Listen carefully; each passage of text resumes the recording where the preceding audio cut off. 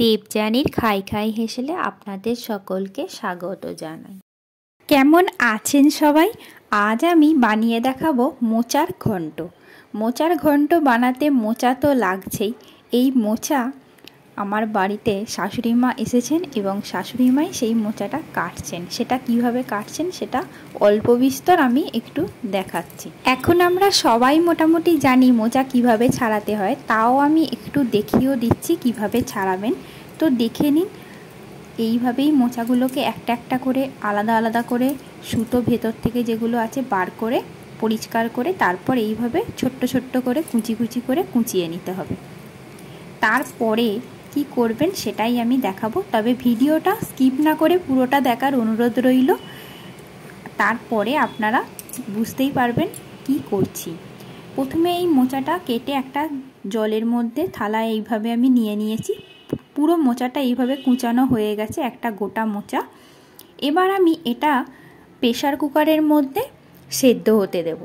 আমি এখানে 2টো সিটি দেব, দিলেই মোচাটা একদম নরম হয়ে যাবে।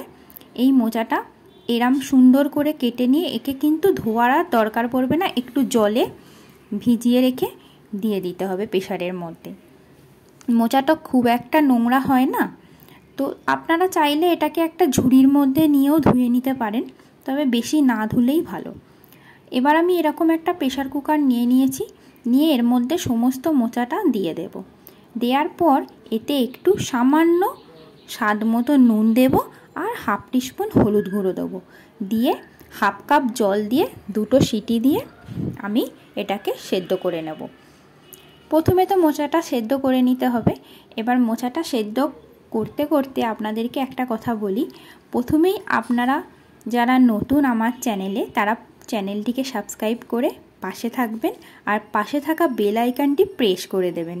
তাহলে আমি যখন নতুন ভিডিও আপলোড করব সবার আগে আপনার কাছে নোটিফিকেশানটি পৌঁছে যাবে আর আপনিও দেখতে পারবেন এই চ্যানেলের নতুন নতুন রান্নাগুলি। আমার অলরেডি নুন হলুদ দেওয়া হয়েও গেছে আর হাফ কাপ জলও দেওয়া হয়ে গেছে। এইবার আমি এটাকে একটু মিশিয়ে নেব। মিশিয়ে নিয়ে এবার আমি প্রেসারের ঢাকা বন্ধ করে গ্যাসে 2টো সিটি দিয়ে নেব। দেওয়ার পরে তারপর আমি কড়াইয়ের মধ্যে যেগুলো যেগুলো করব আপনাদেরকে ধীরে ধীরে বলছি। তার আগে বলে রাখি, যারা আমার চ্যানেলটিকে সদ্য সাবস্ক্রাইব করেছেন তাদেরকে অসংখ্য ধন্যবাদ জানাই আমার চ্যানেলটিকে সাবস্ক্রাইব করে আমার পাশে থাকার জন্য। আমার কিন্তু একদম সেদ্ধও হয়ে গেছে মোচাটা, দেখতেই পাচ্ছেন খুব সুন্দরভাবে সেদ্ধ হয়ে গেছে। প্রেসার কুকারটা অবশ্যই ঠান্ডা হলে তবেই খুলবেন। এবার আমি কড়াই বসিয়ে দিচ্ছি। কড়াইয়ের মধ্যে আমি সর্ষের তেল ব্যবহার করব। এখানে 1 টেবিল চামচ সর্ষের তেল আমি ব্যবহার করছি। যেহেতু মোচা সবসময় সর্ষের তেলই ভালো রান্নাটা হলে খুব টেস্ট হয়, তাই এখানে সর্ষের তেল আমি ব্যবহার করছি। এর মধ্যে আমি দিয়ে দেব ঠিক এই রকম ছোট ছোট করে আমি আলু কেটে নিয়েছি। একটা বড় সাইজের মোচার সঙ্গে 2টো মিডিয়াম আলু দিলেই হবে। আর আমি এখানে বেগুন দিচ্ছি। বেগুন একটা গোটা বেগুনকে আমি এইভাবে টুকরো করে নিয়েছি, ঠিক চৌকো চৌকো করে। সেটাও আমি আলুর সঙ্গে দিয়ে দেব।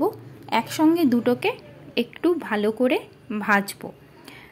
বেগুন আর আলুটা খুবই ভালো করে ভাজা হবে, কারণ যেহেতু মোচাটা আমি সেদ্ধ করেই নিয়েছি, তাহলে বেগুন আর আলুটা ভাজতে ভাজতেই সেদ্ধ হয়ে যাবে। এই রকমভাবেই এটা ভাজা হবে। আমি এই মোচাতে একদম কিন্তু জল ব্যবহার করব না।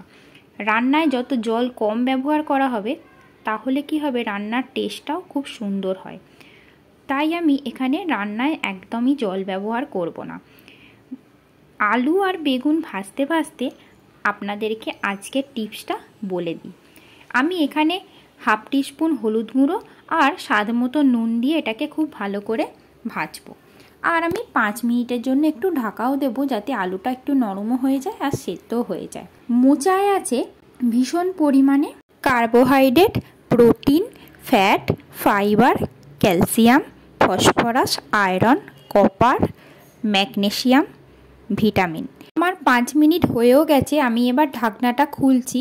খুলে দেখুন আমার অলরেডি কিন্তু আলু আর বেগুন সেদ্ধ হয়েই গেছে। একটু হয়তো তলায় লেগে গেছে, সেটা নিয়ে কোনো চাপ নেই। দেখতেই পাচ্ছেন আলুগুলো আমার সেদ্ধ হয়ে গেছে। ওটা একটু যেহেতু জল দেওয়া নেই তাই একটু জাস্ট লেগেছে। এবার আমি এটাকে একটা পাত্রে নামিয়ে নিচ্ছি। আলু আর বেগুনটাকে নামিয়ে নিয়ে আমি আবারও কড়াইতে তেল দিয়ে তার মধ্যে কিছু ফোড়ন দেব। তো এটা নামাতে নামাতে আপনাদেরকে লাস্টে টিপসটা একটু বলে দিই। প্রথমেই বললাম মোচাতে কি আছে, আর মোচা ডায়াবেটিস আর অ্যানিমিয়া রোগের জন্য প্রচণ্ড উপকারী। এটাই ছিল আজকে আপনাদের জন্য টিপস। আমি কড়াইতে 2 টেবিল চামচ সর্ষের তেল দিয়ে দিয়েছি, আর ফোড়নে যাবে গোটা জিরে, শুকনো লঙ্কা, তেজপাতা আমি দিয়েও দিলাম। এখানে আছে 1/2 টিস্পুন জিরে, একটা তেজপাতা আর একটা শুকনো লঙ্কা, আর এখানে আমি দিয়ে দিলাম 1 টিস্পুন আদা বাটা আর 1/2 টিস্পুন হলুদ গুঁড়ো। এবার এইগুলোকে খুব ভালো করে একটু তেলের সঙ্গে মিশিয়ে নেব। তেলের সঙ্গে মিশিয়ে নেওয়ার পর এখানে কিছু গুঁড়ো মশলা আমি দেব। এখানে আমি দিয়ে দিচ্ছি 1 টেবিল চামচ লাল লঙ্কার গুঁড়ো, আর দিচ্ছি 1 চা চামচ ধনে গুঁড়ো, 1 চা চামচ জিরে গুঁড়ো দিয়ে এই মশলাটা খুব ভালো করে আমি কষিয়ে নিচ্ছি। এইবার আমি যেটা দেব সেটা আমি যে ভেজে রেখেছিলাম আলু আর বেগুনটা, এবার আমি এই মশলার উপর আলু বেগুনটা দিয়ে দিচ্ছি। দিয়ে এটাকে খুব ভালো করে মিক্স করতে হবে। এটা খুব সুন্দর করে মিশে যাওয়ার পর সেদ্ধ করে রাখা যে মোচাটা সেটা আমি এবার দিয়ে দেব। এটা দেখুন খুব ভালো করে মিশেও গেছে। এইবার আমি দিয়ে দিচ্ছি সেদ্ধ করে রাখা মোচাটা দিয়েও খুব ভালো করে কিন্তু মেশাতে হবে, যাতে করে একদম কিছু আলাদা না থাকে, বোঝা যায়। মোচাটা কিন্তু খুব সুন্দর করে আলু আর বেগুনের সঙ্গে মিশে গেলে তারপরে আমি দিয়ে দেব নারকেল কোড়া। নারকেল কোড়া দেওয়ার আগে আমি এখানে কিন্তু মিষ্টি দেব। মোচা একটু মিষ্টি মিষ্টি, যেহেতু এটা নিরামিষ তাই একটু মিষ্টি দেব আমি, তাই এখানে ব্যবহার করব চিনি, আর দিয়ে দেব ওপর থেকে গুঁড়ো গরম মশলা আর ঘি। তো আমার রান্নাটা অলমোস্ট রেডি, প্রায় হয়েই এসছে। তাই সবাইকে বলছি অবশ্যই রান্নাটা তৈরি করে খাবার অনুরোধ রইল, আর আমাকে অবশ্যই জানাতে ভুলবেন না কেমন লাগলো আপনাদের এই রেসিপিটা। আমি এখানে দিয়ে দিচ্ছি 1 চা চামচ চিনি, আর দিয়ে দিচ্ছি 1 চা চামচ গরম মশলার গুঁড়ো, আর দিয়ে দিচ্ছি 1 টেবিল চামচ ঘি দিয়ে আমি এটাকে খুব ভালো করে মিশিয়ে নেব। নেয়ার পর আমি লাস্টে একদম সবার শেষে নারকেল কোড়া ছড়িয়ে নামিয়ে নেব। আমি এখানে একটা হাফ মালা নারকেলকে পুরোটাই দিয়ে দেব ওপর থেকে। আমার কিন্তু একদম রেডি মোচার ঘন্ট। এই মোচার ঘন্ট নিরামিষের দিনে ভাতের সাথে ভীষণ জমে যাবে। একদম গরম গরম ভাতের সাথে এই মোচার ঘন্ট যদি খাওয়া যায়, আর প্রথম পাতে কিছুই দরকার পড়বে না। রান্নাটি যদি ভালো লাগে অবশ্যই লাইক, কমেন্ট আর শেয়ার করুন, আর রান্নাটি অবশ্যই বানানোর অনুরোধ রইল। বাড়ির সবাইকে বানিয়ে একদম তাক লাগিয়ে দিন, আর অবশ্যই জানাতে ভুলবেন না কেমন হলো এই রেসিপিটি। আর প্রত্যেক মঙ্গলবার ঠিক রাত 9টার সময় আপনারা দেখতে পারবেন আমার চ্যানেলে নতুন রান্না। তাই ঠিক 9টার সময় আমার চ্যানেলে চোখ রাখুন, দেখতে থাকুন দেবযানীর খাই খাই হেসেল, আর পাশে থাকুন দেবযানীর খাই খাই হেসেলের। অবশ্যই রান্নাটি ভালো লাগলে লাইক, কমেন্ট আর শেয়ার করার অনুরোধ রইল।